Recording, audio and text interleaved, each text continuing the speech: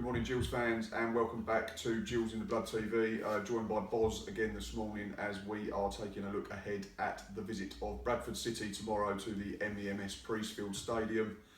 First home game of the season, mate. How are we feeling? Excited. Yeah, slightly positive as well.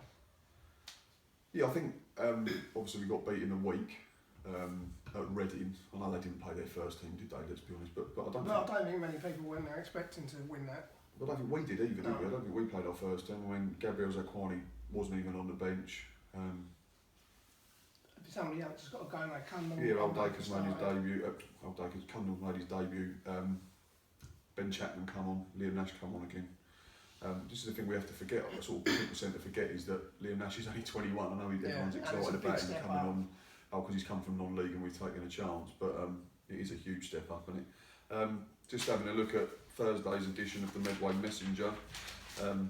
Back page, youngsters in AD's plans, if you can see that there, guys. So AD's confirmed that he's putting them in because he thinks they're ready. He said obviously budgets and squad sizes and injuries do dictate to a degree, but I think it's great that they're all getting a chance, and I don't think any of them that we've seen have looked out of place. They didn't do themselves any harm in pre-season, No. did they? None of them. We said that after, was it Ipswich or Patro, I think that they were probably starting to knock on the door a bit louder than we probably sort of anticipated at the beginning of pre-season. So that's a good sign. He talks obviously about them individually and collectively, which is great to see. There's a match report inside about the midweek defeat in the Carabao Cup. But yeah, we changed it up a fair bit, didn't we? Let's be honest. I mean, it sounds like I got done by two good goals. The first goal was really good. I've seen the highlights, yeah. I mean, and there was I think the big changing point was probably Tom Eaves' chance. He had a really good shot. The keeper's made a good save. I don't think Tom Eaves done much wrong, to be fair. He's got it at his feet as quick as he can and it's on target at pace, and the keeper's made a good stop. Apparently there was another one where Parker got through one-on-one and his touch was slightly heavy and the keeper come out and smothered it. But obviously we said all through summer, didn't we, that defensively we looked like we're going to be a lot stronger and a lot harder to beat, but the concern was where were the goals Yeah, coming I think from. we're going to win and lose a lot of games 1-0 and 2-1. Yeah, so I can't see us winning 3-2 and stuff like that. Yeah, I think them days are longer and I'm not sure the ticker could take that either. But I noticed Tom Eaves come out in the press this week and said that he's looking to get somewhere around 20 goals, which is, it might sound far-fetched, but at least there's some positivity and confidence. Yeah, I'd rather have him come out and say that than go, oh, well, if I get 5 or 6, I'm doing all right. Because you said, didn't you, a couple of weeks ago, you think that it'd be spread around this year. You might have 4 or 5 and get like between sort of 6 and 10 each. Bradford won their first game last week, beat Blackpool. Win your first game's always good, and it gives you momentum, gets you at the floor running, so to speak, whatever, at the ground running. But I think they lost in the week. Did they lose to Doncaster in the same competition? Yeah, someone got a red card for Vince a lot, wasn't it? I think Ronald Vince a lot, yeah, who's now suspended for 3 games, so he misses out for them. So they've obviously, they're scoring completely the opposite as they've got 4 in 2 games. Conceded 4, haven't they? Or scored 4, conceded 3, something like that. Scored 4, conceded 4, yeah, 1-2-1, lost 3-2, yeah. So, but by all accounts, they didn't do themselves any harm afterwards because they had to play the last half hour with 10 men, and they still took Doncaster to the wire, and obviously we know a lot about Doncaster from last week. So, 2 ways to look at it. Obviously, if we don't score, then you can fear for us that we might get beat, but if we are tight at the back, they look a little bit shaky. I think I went 1-0. So in the monthly one, I'm going to stick to mine and say 2-1. I'm not going to start changing it yet and start panicking. It's 2 games without a goal. If we get through the first month and we've only scored once, then maybe people might start having some concerns. But I'm going to stick to 2-1. You're going to stick to 1-0. In terms of team news for them, I think the other 2 that are missing are Charlie White, Stuart McCall. I've just had a look through their Twitter. Has said that he doesn't return till full training until next week, and obviously Adam Chickson, who we wish all the best, because the highlights, I don't think they showed it, but by all accounts it was pretty horrific. I think the game was delayed for about 10 minutes and he was out cold, wasn't he? So, I mean, he was one that I banded about to come back to us in pre-season. I know he wasn't very good the second home time, but I thought the first time he came in, I think he was unbeaten in the 4 games he played the first time. Yeah, he came in around the time Garmson did, didn't he? Or that or just before. I think it was Taylor bought him in the first time, wasn't it? So we're going back 3 seasons now, but I think we played 4 and we didn't lose any of them. I think one was a JPT game at the time, but obviously the main thing is Adam Chickson get well soon, because it didn't look nice at all. Just having a look in the paper in terms of our team news, obviously you'd imagine that Gabriel Zakwani will come straight back in. a little bit concerning for me more than maybe the offensive players. The two for me, I think, Billy Bingham, it looks like it's going to be too soon tomorrow, but he's not broken his foot. I didn't know there was a cause for concern of a broken foot. I just assumed it's bad bruises anyway. Kick the bottom of someone else's boot, but I didn't know there was real concerns about a broken foot, but it's been confirmed that it's not, so that's good news. I think he'll be key this season, we've said that. And the other one apparently is that Luke O'Neill limped off late on Tuesday, which is a bit of a pain because I think he's been probably the most impressive of the new signings so far. It was him and Zach Harney we picked out in pre-season, wasn't it? Especially because he's been there for the whole of pre-season. Bingham has only played in the last few of the pre-season games, but Lee Martin stitches in his knee might be another doubt. Check on him today. There was one other, I think. You wouldn't want Mark Hearn, apparently. If you were Lee Martin, you just had stitches in there, you wouldn't want to be running around yet, surely. I'm guessing it's just going to keep popping back open if it's right on the sure front of the knee. There's no point rushing him back, he's going to go We've had again. grass burns before, and if it's right on your kneecap, you can't do anything, you can't bend your leg, but fingers crossed that, that they're going to be available. So what we're going to look at is, worst case scenario, no Martin, no Bingham, no Burnham, no O'Neill, what would you pick? Holy starts for me at the moment, he's done nothing wrong. Gabby comes back in to Kwame. Same defence I think as last week, same back five. That's what I'm saying, if Loco O'Neill don't make it. Then do you make Amar go to the other side of the free and have to slot Ogilvie in as your left-sided centre-half? Yeah, and I don't think I wouldn't start Lacey yet. No, I still think it's too soon. I think he needs to be on the bench and he needs to maybe play in a development game, but whether we get them, I'm not sure. So I would go, if O'Neill doesn't make it, Amar, Zakwani, Ogilvie. Yeah. I'd leave Parker from the side because apparently all the reports coming off of social media were that he was decent on Tuesday, Wednesday, and plenty seem to think he's more suited from a wide. And we said at Charlton when he came on, and we went, oh, what's he coming on left wing back for? And he was really good. So I'd leave Josh Parker left wing back, Waggy right wing back because he didn't play in the week. Oh yes he did. Yes he did. He was meant to be one that was struggling, but he did play in the middle. And you're down to? I suppose it's got to be the same three that played Depending Tuesday. on Byrne, don't it? That's it. So worst case, if Byrne doesn't make it, you'd have to leave. You still got Chapman, your old Akey, Wright, Hess. That's your three, I think. Old Acre, Hess and Wright. That would be my three to start. If no Byrne or no Bingham and no Martin. That's who plays in the Martin role. Up front, I'd leave Tom Eves in. I think he's been a handful in the two games from what we've read and watched. I'd be inclined to start Connor Wilkinson. I know people are going to cane me on Twitter and go, you can't play two big men, but I don't think Connor Wilkinson is a big man in the sense of he's an old-fashioned number 9. Like I don't think he's, you look at you described Eves as a battering ram, didn't you? Like a ball, like just bullying a china shop, which is what you need. But I don't think Connor Wilkinson is that type of player. I think because he's big, people automatically think he's another target man. But we said it, and that's Chan. But he's got a little bit more about him. He's good with his back to goal. He's got two good feet. He's got a turn of pace, and he looks like he knows where the back of the net is. I'd be inclined to go with him too. I don't think Nash is ready to start. I mean, you still need someone to play beyond. And I don't think Cundall's ready to start. And Parker's playing from the side. I think it'd have to be Josh Wright with it in behind.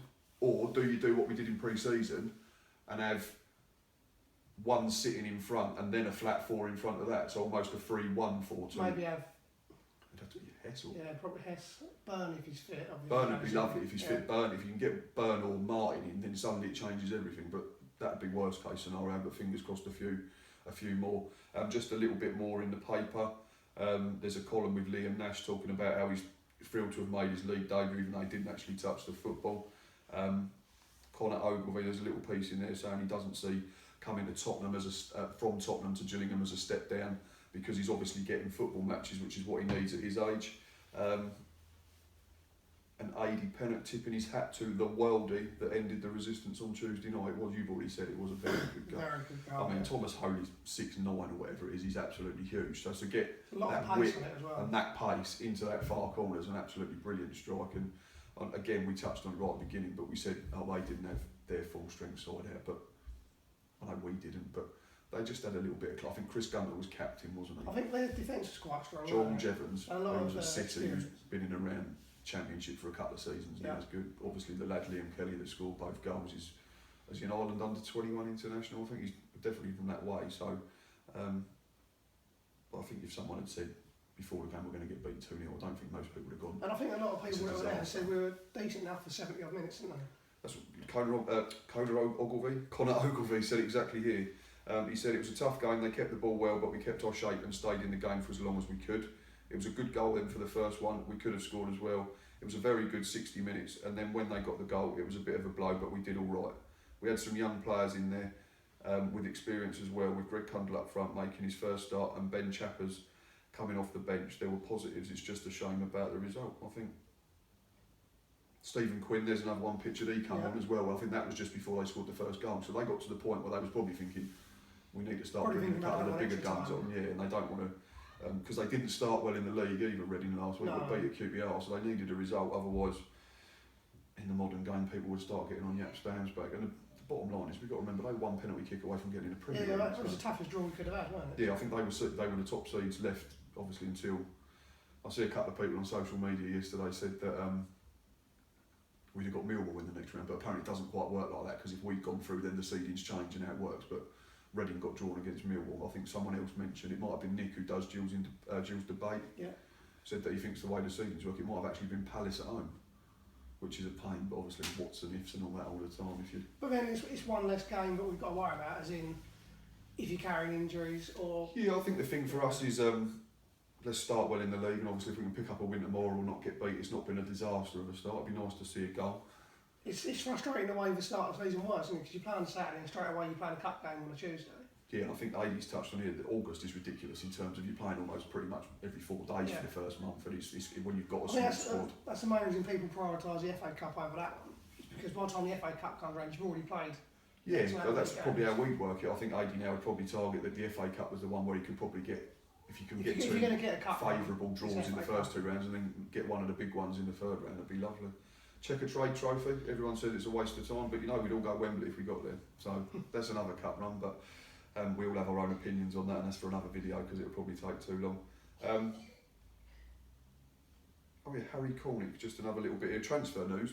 Harry Cornick, who was obviously on loan with us last season, joined Luton on a permanent deal as well. I was surprised at that. I thought he might have gone there on loan, so it seems that Bournemouth don't rate him quite as highly as maybe we thought.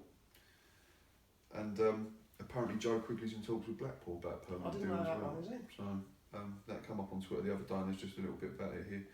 But the big one, Paolo Gazzaniga apparently going to Tottenham. Yeah, I was talking to a Tottenham mate at work. Yeah, he seems to think we're entitled to 10% from what he's read on social media. So it'd be nice, even if he goes for a couple of million. Yeah, but again, they've got their own transfer problems, haven't they? And we want more players, we haven't got any yet. Spurs haven't signed a player, no, but it's an interesting one. From a football point of view, it seems an odd one, because they signed another young keeper last season, didn't they? That Paul Lopez from Espanyol or something. Yeah, but apparently he's disappeared, so I'm told. Oh, is he? Same one friend of mine tells me, apparently I don't know where he is. Oh, fair enough. Because they've still got, obviously, Lloris, and they've got Mitchell Vaughan. McGee went to Pompey, didn't they? Yeah, I was going to say, so they've sold him, so is it maybe to come... But Gazzaniga's older than McGee, surely. They do that at Tottenham, I don't know. They don't have a young goalie as a third. They had it was a Czech at Pletikos for a while, didn't they? Oh yeah, he's about 40, I think, a few years ago. And then they had that Radek Cherny as well, he's about 40, so... But yeah, so it'd be interesting to see how that develops, because... So there could be some money coming in. Oh, it says here, I didn't even read that. He was on loan at Rayo Vallecano in the Spanish second tier last season, but Spurs are apparently ready to sign him on a £2 million deal. So if you say 10%, that's 200 grand. I might be wrong, but that's what I'm understanding, yeah. Anyway, I think that has covered everything this morning. Boz is going for his 1-0 win. Yep. Are you going to do a goal scorer? I'll say Wilkinson, and I think probably be off the bench. I will stick to 2-1. I think Bradford obviously have scored 4, conceded 4, so I think there'll be goals for both sides. In terms of our goal scorers, I would love Tom Eaves to get one. I think he's been very good.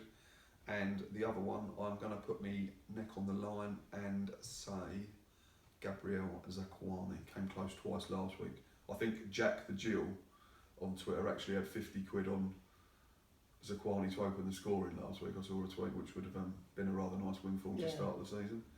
And then obviously there was Reese's on the last Waltz blog that's gone pretty viral, hasn't it now? It's over. I think he's had about 40,000 retweets after having a fiver on us to have a goal in every game. This is what I don't bet.